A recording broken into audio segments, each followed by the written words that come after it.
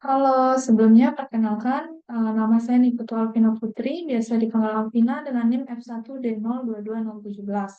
Nah, di sini saya akan menjelaskan mengenai tugas yang diberikan minggu sebelumnya, dan di mana kami diminta untuk membuat program Java yang berisi program dari sebuah bank. Berikut code yang akan saya tampilkan.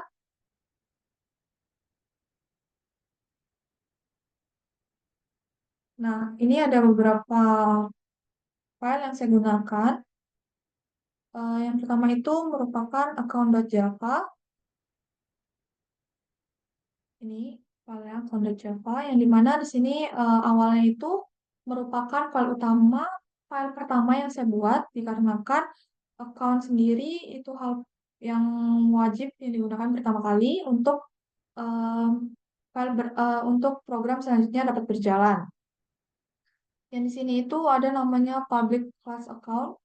Public class account sendiri merupakan deklarasi deklarasi eh, deklarasi class account, terus kemudian menggunakan private global balance, yang dimana balance sendiri ini digunakan untuk menyimpan saldo dari akun atau saldo dari customer yang ada.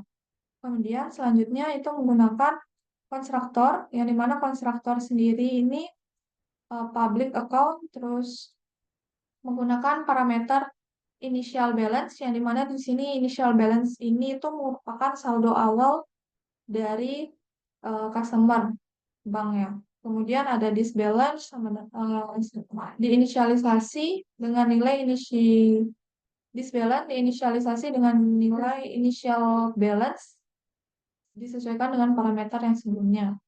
Nah, kemudian di sini menggunakan metode untuk mendapatkan saldo saat ini atau saldo terkini.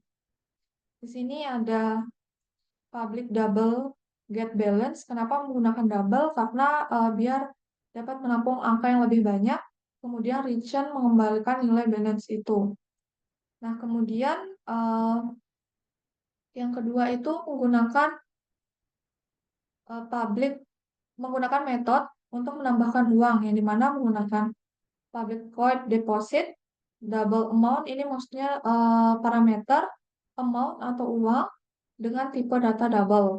Kemudian melakukan pengkondisian yang di sini berfungsi untuk mengecek amount-nya atau uangnya bila lebih dari nol berarti saldonya akan ditambah dengan amount yang sudah lebih dari nol di sini. Kemudian melakukan metode menarik uang dari saldo atau di sini saya menggunakan withdraw yang dimana di sini tuh berfungsi untuk mengurangi saldo yang ada. Melakukan pengecekan lagi yang dimana if amount-nya lebih dari nol dan balance-nya lebih dari sama dengan amount, maka balance-nya akan dikurangi dengan amount atau uang yang akan ditarik. Itu merupakan code pertama yang akan dijalankan. Kemudian code selanjutnya yaitu menggunakan customer customer.java.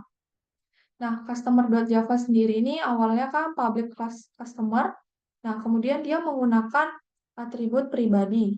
Yang dimana atribut pribadi ini itu hanya dapat diakses oleh kelas customer itu sendiri. Nggak bisa diakses sama kelas lainnya karena dia bersifat private. Yang dimana sesuai dengan perintah soal itu meminta adanya private string first name, last name, dan account. Itu merupakan atribut pribadi atau atribut private dari customer itu. Kemudian di sini menggunakan konstruktor yang menginisialisasi nama belakang yang menggunakan public customer string F dan string L yang dimana F dan L ini itu merupakan perintah langsung dari soalnya. Jadinya di sini melakukan inisialisasi sesuai dengan parameter yang ada. This first name sama dengan F dan this last name sama dengan L. Kemudian melakukan akses atau untuk mendapatkan nama depan. Yang pertama itu public get first name, return first name. Ini maksudnya mengembalikan nilai dari first name-nya. Begitu juga dengan nama belakang sama public string get last name, return last name. Kemudian menggunakan metode untuk menetapkan akun. Metode untuk menetapkan akun di sini menggunakan public void set account, account, account. Ini maksudnya untuk memanggil akun objek dari account itu tersebut, objek dari account yang sudah dibuat sebelumnya. Terus yang terakhir yang ada di kelas customer-nya itu menggunakan metode mengambil account, di mana public account, get account, yang dimana di sini tuh memanggil akun dari objek akun, terus kemudian return akun, mengembalikan nilai dari akun tersebut. Nah, selanjutnya yaitu kelas bank, bank.java. Nah, bank.java di sini itu juga menggunakan atribut pribadi yang dimana hanya kelas bank aja yang bisa mengakses atribut private atau pribadi ini. Itu ada dua, yaitu private customer, di mana di sini menggunakan array, terus private in number of customer. Terus yang selanjutnya itu melakukan inisialisasi array dari customer itu sendiri, yang dimana customer sama dengan new customer dan menggunakan array sepanjang 100. Terus number of customer-nya diinisialisasi dengan nilai awalnya berupa 0. Kemudian metode untuk menambahkan pelanggan baru di sini, yang dimana itu menggunakan public void add customer, string first name, dan string last name, di mana di sini merupakan parameter dari add customer itu sendiri. Kemudian customer, number of customer itu new customer, ini maksudnya pembuatan objek baru. Terus bila ada pembuatan objek, berarti number of customer-nya otomatis akan bertambah. Kemudian metode untuk mendapatkan jumlah pelanggan ini sama seperti sebelumnya, itu menggunakan fungsi get, public integer get of number customer, terus kemudian melakukan return number of customer. Nah, yang terakhir dari kelas bank-nya itu menggunakan metode untuk mengambil pelanggan berdasarkan indeks, yang dimana dia menggunakan get customer lagi, tapi menggunakan pengkondisian if dimana indeksnya itu lebih dari 0 dan indeksnya kurang dari customer, maka nilai customer sesuai indeks akan dikembalikan. Dan jika tidak, maka return 0. Dan yang terakhir yaitu main.java. Nah, main.java di sini digunakan untuk merun dari semua program tersebut, yang dimana di sini seperti biasa menggunakan public static void main. Terus kemudian ini membuat bank bank dengan objek baru. Nah, di sini itu yang dimana menambahkan beberapa pelanggan ke bank. Yang dimana di sini kan sama bank add customer kan seperti parameter yang sudah dibuat sebelumnya, itu menggunakan first name dan juga last name. Nah, di sini ada empat pelanggan yang saya gunakan. Yang pertama itu Alvina Putri, terus Amelia Ayu, Arniata Sari, dan yang terakhir Karunia Putri.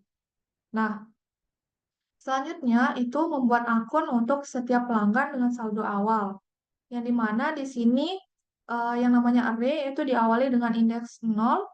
Nah, bank get customer dengan indeks 0 melakukan set account dengan initial balance atau saldo awalnya itu 500. Kemudian customer indeks ke-1 itu saldo awalnya 1000. Indeks yang kedua itu 750 saldo awalnya. Indeks yang terakhir atau indeks yang ketiga itu saldo awalnya 2000. Nah, di sini saya buat beberapa transaksi yang dilakukan dari masing-masing customer, berarti dia bersifat statis, belum buat yang bersifat dinamis. Yang pertama dilakukan yaitu melakukan deposit atau penambahan terhadap saldonya atau balance-nya. Terus ada withdraw, itu maksudnya pengurangan terhadap saldonya. Ini kan indeks ke-0 melakukan tambahan saldo itu sebesar 200, kemudian dikurangi 150. Kalau indeks ke-1 itu melakukan deposit sebesar 300, kemudian withdraw-nya 200. Indeks selanjutnya itu melakukan deposit 50, withdraw 50, withdraw-nya 100, dan indeks yang terakhir itu melakukan deposit 500 dan withdraw-nya 300. Nah, setelah melakukan operasi tersebut, di dalam Mind itu bisa langsung menampilkan saldo akhir dari masing-masing customer.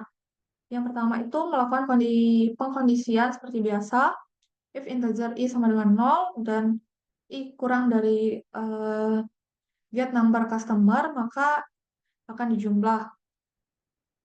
Kemudian melakukan sistem print, di mana memanggil class customer, memanggil get first name-nya, menampilkan first name, terus memanggil get last name, yang dimana menampilkan, tujuannya menampilkan last name dari masing-masing customer, dan yang terakhir yaitu menampilkan saldo akhir dari customer, yaitu memanggil get account dan get balance.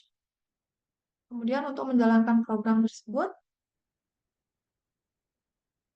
hasilnya seperti ini.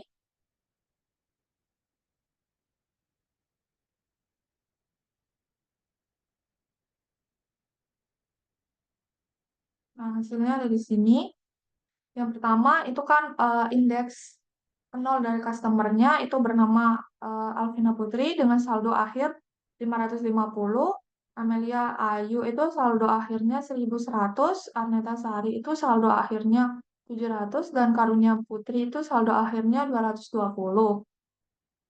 Nah, di sini dari program yang saya buat itu masih menampilkan program secara statis, yang dimana saldo awal dimasukkan secara statis langsung pada codingannya, kemudian operasi yang dilakukan pun langsung pada codingannya. Di sini belum dapat em, menampilkan kode secara dinamis untuk array yang sudah dicoba pada codingannya. Mungkin segitu saja kemampuan yang bisa saya lakukan. Sekian dan terima kasih.